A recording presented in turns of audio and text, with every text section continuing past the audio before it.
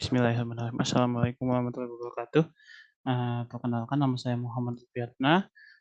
Saya akan menjelaskan materi untuk malam hari ini yaitu rekayasa perangkat lunak. Baik, materi yang diliputi yaitu pertama basis data, DAD, use case diagram, dan activity diagram. Nah, pertama kita akan bahas terlebih dahulu basis data itu apa. Nah, basis data itu adalah sistem basis data adalah sistem yang terkomputerisasi yang tujuan utamanya adalah memelihara data yang sudah diolah atau informasi dan membuat informasi tersedia saat dibutuhkan. Nah, basis data adalah media yang menyimpan data agar dapat diakses dengan mudah dan cepat. Basis data relasional yaitu tabel-tabel pada basis data yang memiliki relasi, yang saling memiliki relasi. Nah, ini salah satu ilustrasi basis datanya. Bisa dilihat kalau dari sini dari program aplikasi mau pengguna itu dia terhubung kepada satu basis data. Nah, untuk tujuan basis data sendiri yaitu sebagai media penyimpanan dan pengambilan basis data, membuat data berdasarkan data yang telah disimpan pada basis data dan membuat rekod-rekod tabel berisikan transaksi data tersebut. Nah, database management system. Database management system atau DBMS adalah suatu aplikasi yang digunakan untuk menyimpan, mengelola, dan menampilkan data. Nah, komponen DBMS sendiri itu ada 4. Pertama tadi ya untuk menyimpan. Nah, kedua ada DDL, Data Definition Language, bahasa untuk mendefinisikan struktur atau skema basis data. DML yaitu bahasa untuk memanipulasi data dalam basis data, yaitu seperti insert, update, dan delete. Nah, ada juga SQL, yaitu Structured Query Language, bahasa standar untuk mengelola basis data relasional. Untuk aplikasinya sendiri, itu ada 4 jenis aplikasi yang sering digunakan. Pertama itu ada MySQL, kedua ada Oracle, ketiga ada PostgreSQL, dan juga ada Freebird. Nah, di dalam query sendiri pada SQL, itu ada 4 perintah yang dijalankan. Pertama itu memasukkan data atau input, mengubah data itu atau update, menghapus data itu delete, dan menampilkan data atau select. Nah, untuk contoh penggunaan basis data sendiri yaitu pertama itu pada e-commerce sendiri menyimpan informasi produk dan transaksi dan pelanggan. Pada perbankan sendiri mengelola informasi nasabah, transaksi keuangan, dan riwayat kredit. Untuk pendidikan sendiri merekam data siswa, jadwal pelajaran, dan hasil ujian. Untuk perusahaan sendiri mengelola inventaris, informasi karyawan, dan operasi bisnis lainnya. Nah, kita masuk ke Entity Relationship Data. ERD atau Entity Relationship Data ada diagram yang digunakan untuk memodelkan struktur basis data dalam bentuk grafik.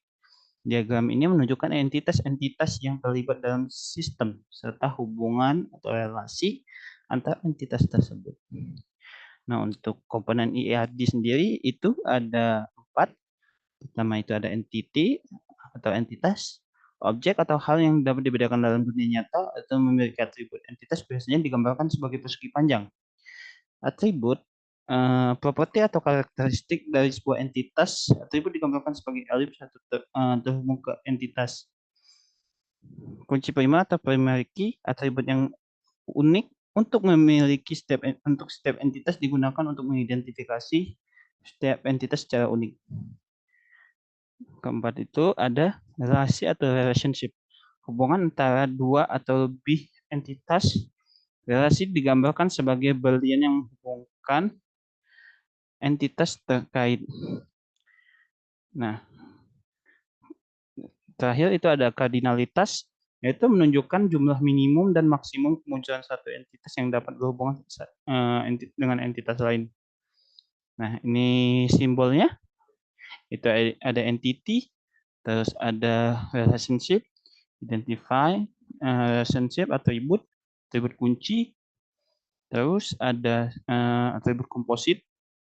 Nah, ini ada kardinal. Oke, lanjut. Nah, untuk langkah-langkah membuat EAD sendiri itu pertama lakukan identifikasi dan tentukan seluruh entitas yang akan digunakan, identifikasi dan menjelaskan relasi dari entitas. Ketiga itu tambahkan atribut yang diperlukan. Empat, tentukan derajat atau kardinalitas relasi untuk setiap himpunan relasi.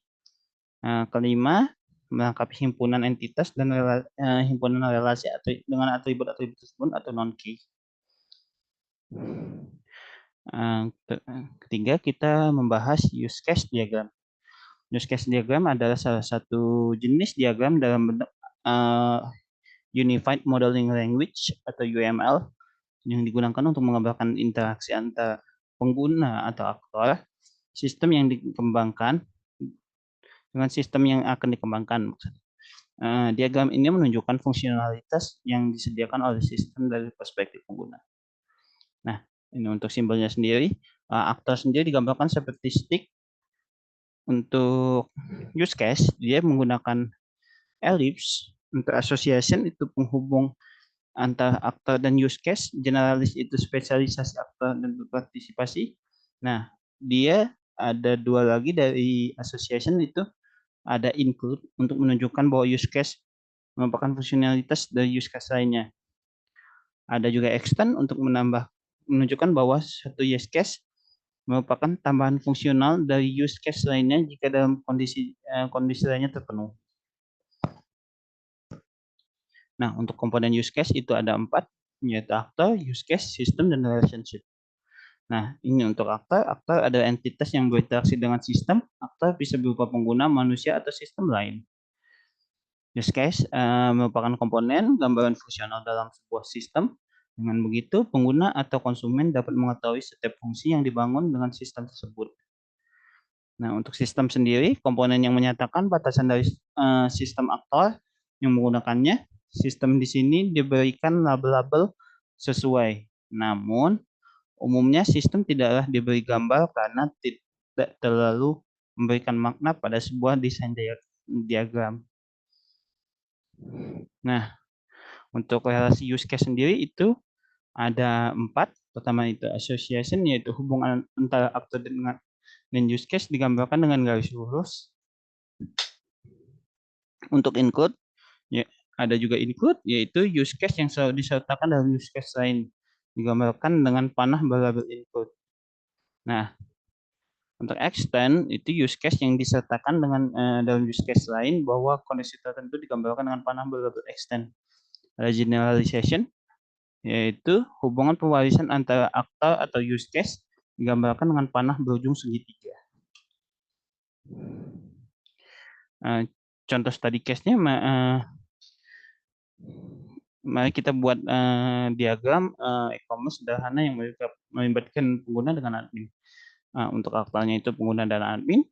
Use case-nya itu dari pengguna sendiri itu melihat produk, bisa membeli produk, daftar, dan login. Nah, untuk admin sendiri itu bisa mengelola produk, mengelola pesanan, dan juga login.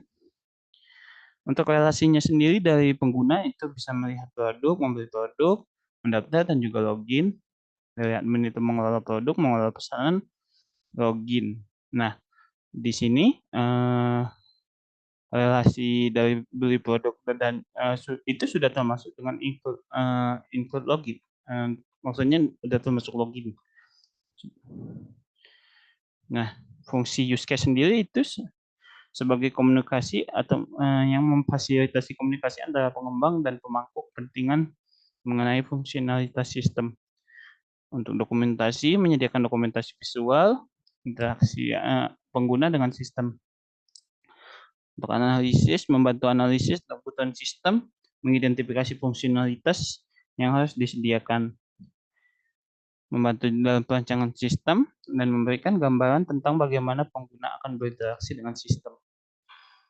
Oke, next kita ke materi keempat, activity diagram. Activity adalah suatu jenis diagram dalam Unified Modeling Language atau UML yang digunakan untuk memodelkan alur kerja atau workflow atau aktivitas dalam suatu sistem. Diagram ini menggambarkan urutan langkah-langkah atau aktivitas yang dilakukan dalam suatu proses. Oke. Nah, ini untuk komponennya.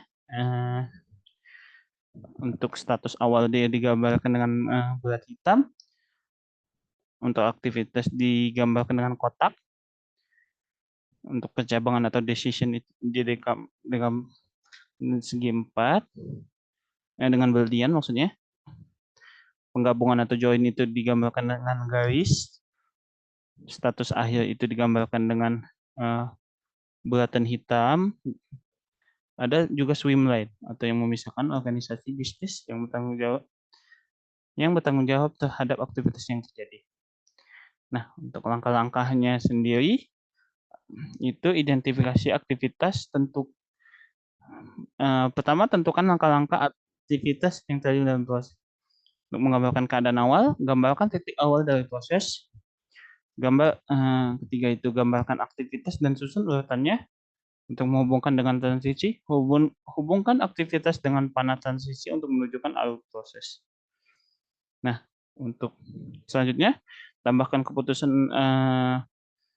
dan merge node.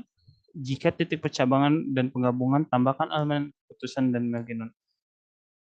Gambar fork dan join node. Jika ada aktivitas paralel, tambahkan elemen fork dan join node. Untuk gambar keadaan akhir, gambarkan titik akhir dari proses. Tambahkan swimline jika diperlukan untuk menunjukkan tanggung jawab yang berbeda. Oke, untuk fungsinya sendiri, pertama itu memvisualisasikan alur kerja atau proses secara grafis. Yang kedua itu menyediakan dokumentasi tentang alur kerja proses yang ada diikuti. Ketiga itu membantu analisis dan peningkatan proses bisnis.